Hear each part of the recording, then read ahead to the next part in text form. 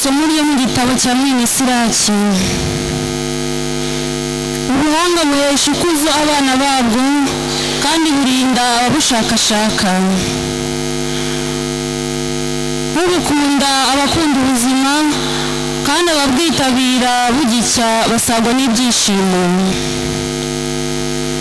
Ubwizirikaho azahabwa ikuzo h'umurage kandi aho yinjiye hose uhoraho amuha umugisha.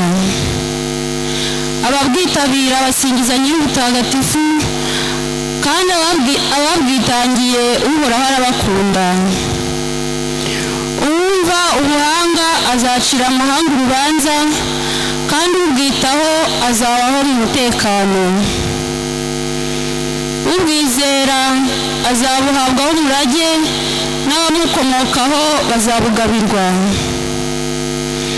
Icyakora burabanza bukamunyuza mu mayira aziguye, bukamutera ubwoba agahinda imishyitsi, bukamurushya bumutegeka kubwihatira kugeza ubwo busanga bushobora kumwizera bumaze kumugerageza n'amategeko yabwo. Hanyuma bukamugarukira bukamushimisha maze bukamuhishurira amabanga yabwo. Iyo arorongotanye buramutererana agakurizaho kurimbuka. Iryo ni ijambo ry'Imana.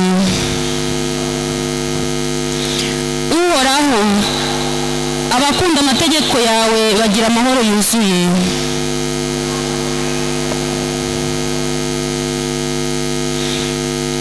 Abakunda amategeko yawe bagira amahoro yuzuye, kuri bo nta kibakoma imbere. Nkurikiza amatangazo n'ibyemezo byawe kandi ibyo nkora byose ubibona.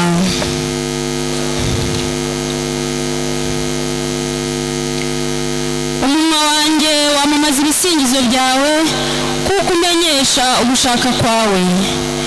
Ururimi rwanjye niruhimbaza amasezerano yawe kuko amatangazo yawe yose atunganye.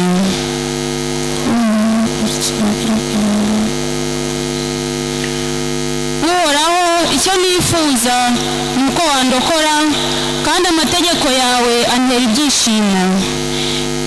Icyampa ngo mbere yo kugusingiza maze amateka waciye ambere ikiramiro.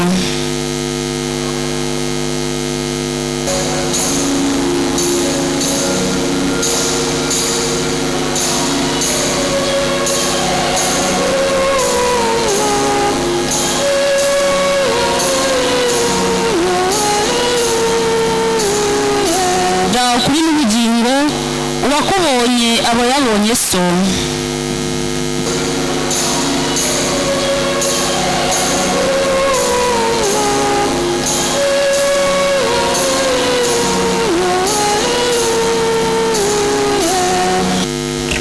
Nyagasani Yesu n'abane no hamwe. Amagambo yo mu Ivanjiri ntagatifu uko yanditswe na Mariko.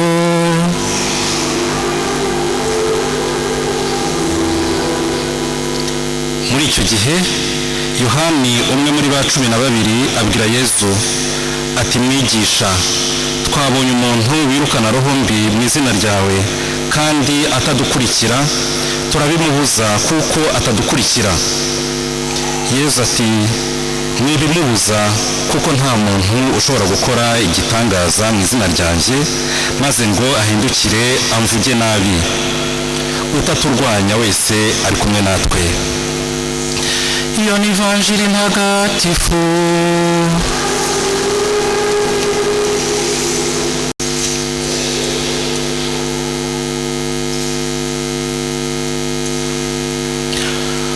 Turazirikana ku buhanga bw'Imana. Imana yaremye ibiriho byose, ikarema isi n'ijuru n'ibinyarumuri byose, ikabitendeka kandi ikabitondeka ikurikije ubuhanga butangaje. Ubuhanga bwayo ni ukumenya Imana nyine kuko yo ubwayo ni ubuhanga, ndetse no kumenya umwana wayo Yezu Kristo. Yezu Kristo uwo nguwo waje akaduhishurira Imana Data. Abagereki ndetse n'abandi bantu ba kera bahoraga bashakashaka ubuhanga, kumenya impamvu y'ibiriho, kumenya icyatumye ibiriho biriho, ibyaremwe n'uwabiremye.